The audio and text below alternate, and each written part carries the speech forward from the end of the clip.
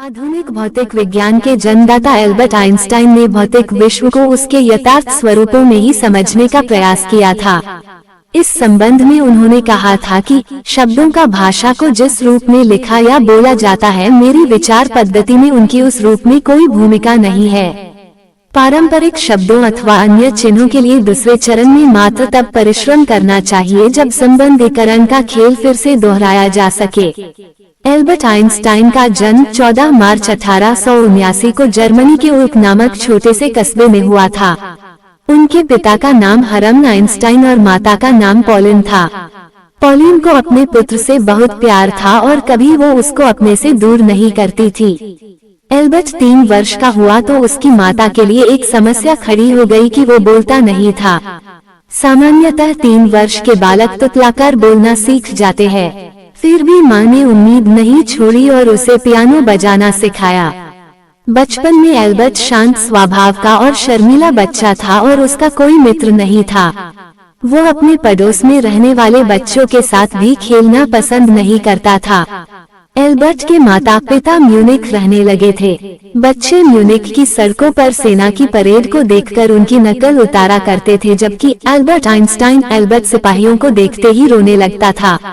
उस समय दूसरे सभी बच्चे बड़ा होकर सिपाही बनने की बात करते थे, लेकिन उसकी सिपाही बनने में कोई रुचि नहीं थी।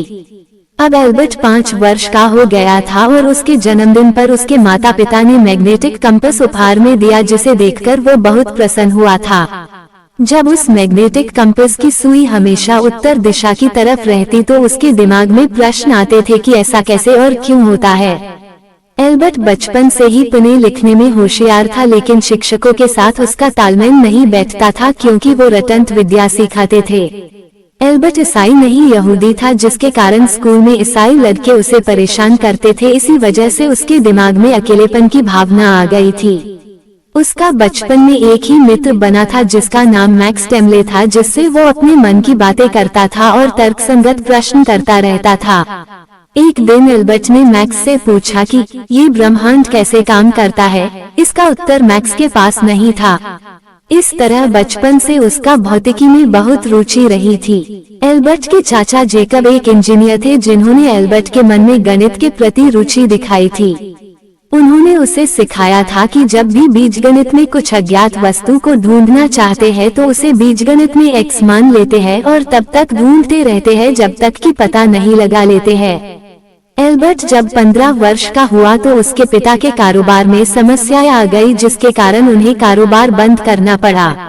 अब उसके माता पिता उसको जिम्नेजियम स्कूल में दाखिला दिलाकर नौकरी की तलाश में दूसरे शहर चले गए।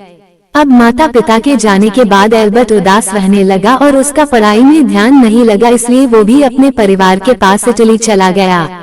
इटली में उसने बहुत सुखद समय बिताया। उसके बाद 16 वर्ष की उम्र में एल्बर्ट को स्विट्जरलैंड के एक स्कूल में पढ़ने के लिए रखा गया।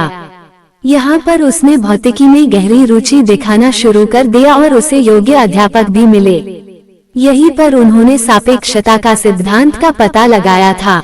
एल्बर्ट ने ज्यूरिख से स्नातक की डिग्री प्राप्त की थी। स्नातक की डिग्री लेने के बाद उन्होंने विद्यार्थियों को पढ़ाने के बारे में विचार किया, लेकिन एल्बर्ट के अधिक ज्ञान की वजह से प्रारंभ में उन्हें नौकरी नहीं मिली। सन 1902 में एल्बर्ट आइंस्टाइन को स्विट्जरलैंड के बर्न शहर में एक अस्थायी नौकरी मिल गई। अब उन्हें अपने शोध लेखों को लिखने और प्रकाशित कराने का बहुत समय मिला। उन्होंने डॉक्टरेट की डिग्री प्राप्त करने के लिए मेहनत करना शुरू कर दिया और अंत में उन्हें डॉक्टरेट की उपाधि मिल ही गई। ज्यूरिख विश्वविद्यालय में उनको प्रोफेसर की नियुक्ति मिली और लोगों ने उन्हें महान वैज्ञानिक मानना शुरू कर दिया। सन 1905 में 26 वर्ष की आयु में उन्होंने सापेक्षता का सिद्धांत प्रतिपादित किया, जिसने उन्हें विश्वविख्यात कर दिया। इस विषय पर उन्होंने केवल 4 लेख लिखे थे, जिन्होंने भौतिकी का चेहरा बदल दिया। इस सिद्धांत का प्रसिद्ध समीकरण E=mach2 है, जिसके कारण ही परमाणु शक्ति प्राप्त हो सकी। इसी के कारण इलेक्ट्रिक आई की बुनियाद रखी गई। इसी के कारण ध्वनि, चलचित्र और टीवी पर शोध हो सके। आइंस्टाइन को अपनी इसी खोज के लिए विश्व प्रसिद्ध नोबेल पुरस्कार मिला था। सारा संसार आइंस्टाइन की प्रशंसा करने लगा और जगह जगह पर समारोह आयोजित किए जाने लगे। इतना सब कुछ होने के बाद भी वो हमेशा नम्रता से रहते थे। आइंस्टाइन विश्व शांति और समानता में विश्वास रखते थे, इसी कारण उन्हें गांधी जी की तरह महान पुरुष कहा जाता था। आइंस्टाइन को अपने जीवन में सबसे ज्यादा दुख तब हुआ जब उनके वैज्ञानिक आविष्कारों के कारण बाद में परमाणु शक्ति का आविष्कार हुआ था, जिससे हिरोशिमा और नागासाकी जैसे नगर ध्वस्त हो गए थे। 1903 में एल्बर्ट आइंस्टाइन का विवाह मिल्वा मैरिक से हुआ था। उनकी यहाँ 2 पुत्रों एल्बर्ट और एडुआई ने जन्म लिया था। आइंस्टाइन के विवाह से पहले भी पुत्री थी जिसे आइंस्टाइन ने गोद लिया था, लेकिन उसकी बचपन में ही मौत हो गई थी। 14 फरवरी 1919 में उनका मैरिक से तलाक हो गया और इसी वर्ष में उन्होंने दूसरी शादी कर ली थी। उनकी दूसरी पत्नी का नाम एल्सा था, लेकिन वो भी 1936 में चल बसी।